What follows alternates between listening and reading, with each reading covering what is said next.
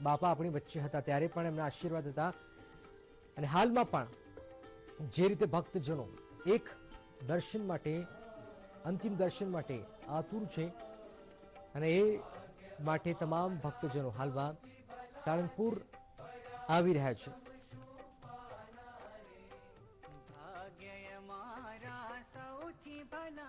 બાપાનો જન્મ વડોદરાના ચાણસદ ગામે થયો. પ્રમુખ સ્વામી મહારાજનું મૂળ નામ શાંતિબાઈ પટેલ.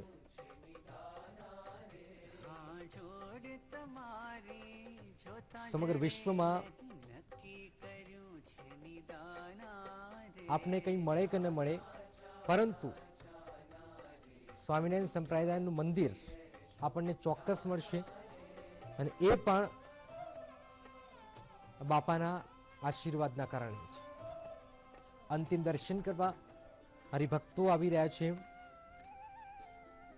નારાયણ સ્વરૂપદાસજી તરીકે બાપાએ જીવન શરૂ કરે છે. સ્વામિનારાયણ ભગવાન પરની અખૂટ શ્રદ્ધા, લોક સેવામાં પ્રભુ સેવાનો આશરો શોધતા નારાયણ સ્વરૂપદાસજીમાં શાસ્ત્રીજી મહારાજને વ્યવહાર કુશળતાના ગુણો પણ નજરે ચડ્યા. શાસ્ત્ર શ્રદ્ધા પણ જણાઈ. પુરાણો, ઉપનિષદો, વેદોના અધ્યયને નારાયણ સ્વરૂપદાસજી એક પછી એક પાર કરતા ગયા અને ગુરુમાં શ્રદ્ધા વધતી ગઈ. અને 28 વર્ષની ઉંમરે સારંગપુરમાં કોઠારી સ્વામી તરીકે નિમાયા અને ત્યારબાદ તો કરોડો લોકો જેને ગુરુ માને છે, એ ગુરુ,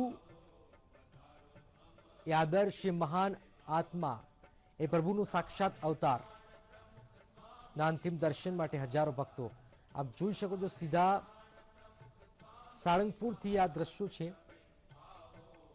જે લોકો સાળંગપુર નથી પહોંચી શકતા તે લોકો ઈટીવીના માધ્યમથી બાપાના અંતિમ દર્શન કરી શકે છે. 6 વાગ્યાના સુમારે બાપા બ્રહ્મલીન થયા છે.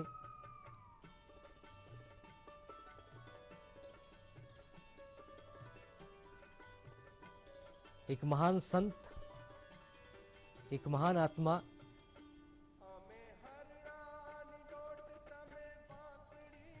પિતા મોતીભાઈ અને માતા દિવાળીબાના ખોળે તેઓ અવતર્યા.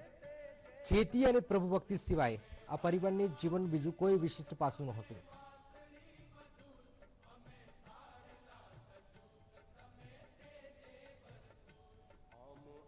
ભગવાન સ્વામિનારાયણના તેઓ 5મા આધ્યાત્મિક વારસદાર હતા.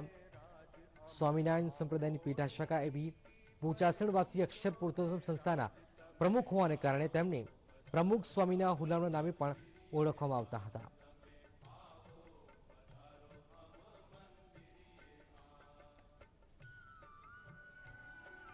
–1950 શાસ્ત્રીજી મહારાજે દીર્ઘ દ્રષ્ટિથી સ્થાપાયેલી વિકસતી ધર્મ સંસ્થા અક્ષર પુરુષોત્તમ સંસ્થાના પ્રમુખ તરીકે તેઓને નિયુક્ત કર્યા. હવે એક વાત એવી છે કે જેને સમગ્ર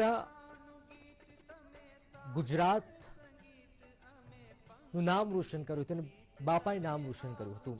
1950 બાદની વાત છે આ કે યુરોમાં ધર્મ સંસદમાં ગુજરાતી ભાષામાં સૌ પ્રથમ